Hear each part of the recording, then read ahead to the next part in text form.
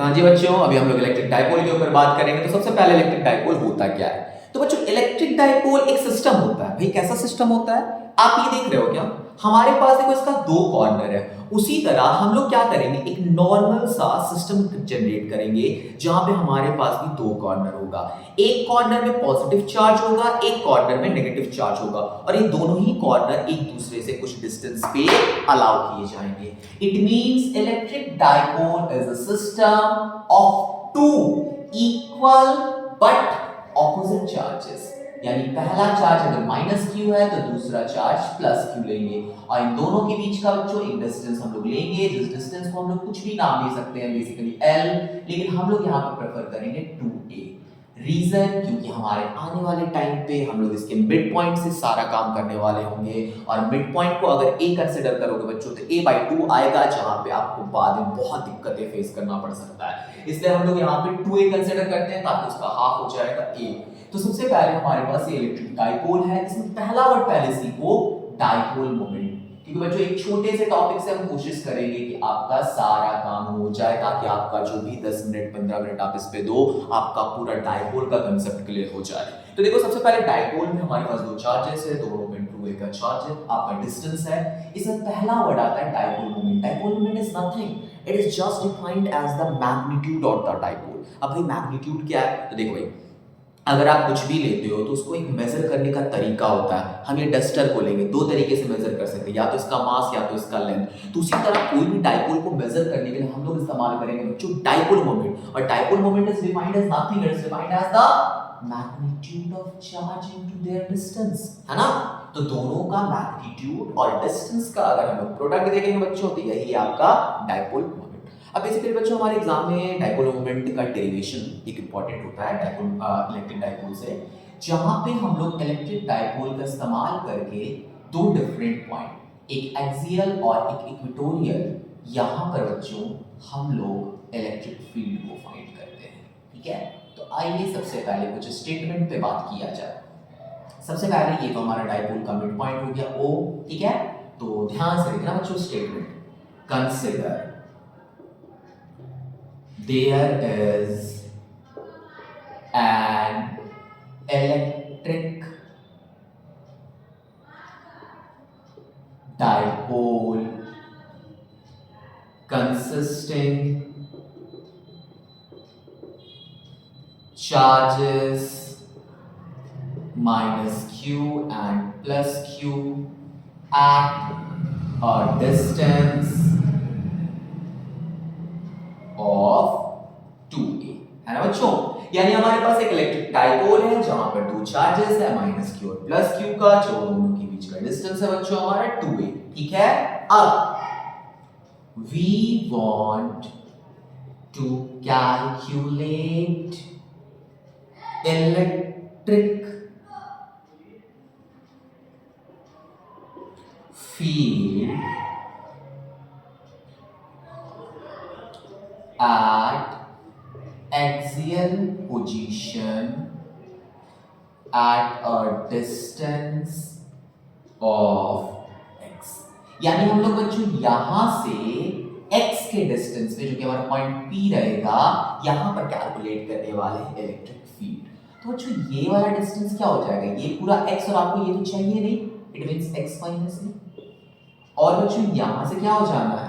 ये x और इस x में आपको a चाहिए, मतलब x प्लस a, है ना जी बच्चों? यानी हमारे पास क्या है कि हम लोग को पॉइंट P पे इलेक्ट्रिक फील्ड को कैलकुलेट करना है, जो कि हमारा फर्स्ट पॉइंट से x माइनस a के डिस्टेंस पे और सेकंड से x प्लस a के डिस्टेंस पे है। ठीक है, अब जरा गौर दीजिएगा। इट मींस अगर हम लोग देखेंगे तो electric field due to a positive charge, formula क्या होता है जी? 1/4 pi epsilon naught q by r square. It means 1/4 pi epsilon naught q by distance का स्क्वायर। बच्चे डिस्टेंस क्या है? तो डिस्टेंस है x minus a का होल स्क्वायर। ठीक है, and similarly electric field due to a negative charge is 1/4 pi epsilon naught q by distance का स्क्वायर, है ना? बट ये नेगेटिव चार्ज है। अब बच्चों अगर हम लोग E एक्सियल को देखेंगे तो E एक्सियल क्या हो जाएगा जी? E at positive plus E due to negative। तो पॉजिटिव के कारण क्या है? 1/4 pi epsilon naught q by x minus a का square and plus of 1 by 4 by epsilon naught minus q by x plus a का square. बच्चों इसको mathematically solve करना है, ठीक है, ध्यान दीजिए।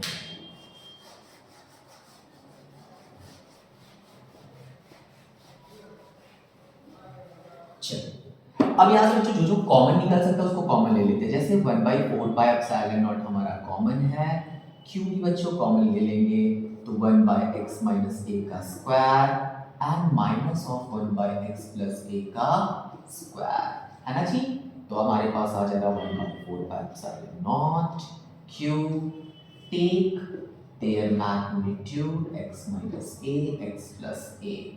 अब थोड़ा सा बच्चों x plus a यहाँ पे लिखेंगे आप लोग, फिर x minus a यहाँ लिखेंगे, है ना बच्चों। अब हमारे पास क्या होता है, अब इस दोनों को हम ब्रेक करते हैं, ठीक है। तो देखेंगे 1/4 by epsilon naught q a plus b का होल स्क्वायर क्या होता है जी, a square plus b square plus 2ab and वहां पे क्या हो जाएगा बच्चों, a स्क्वायर होता तो है प्लस b स्क्वायर में बाद माइनस है तो a स्क्वायर और माइनस 2 भी होता है लेकिन minus minus plus 2ax upon x minus a x plus a whole पे स्क्वायर है तो इसको करेंगे x square minus a square का होल स्क्वायर। क्लियर है क्या? नाउ x स्क्वायर से x square cancel, a square से a square cancel, so the answer becomes 1/4 by epsilon naught q xa 2ax we have 4ax upon x square minus a square का whole square, है ना जी। तो 1/4 by epsilon naught q 4x को क्या लिख सकते हो बच्चों, 2a into 2x लिखेंगे क्या, और x square minus a square का होल स्क्वायर, ठीक है।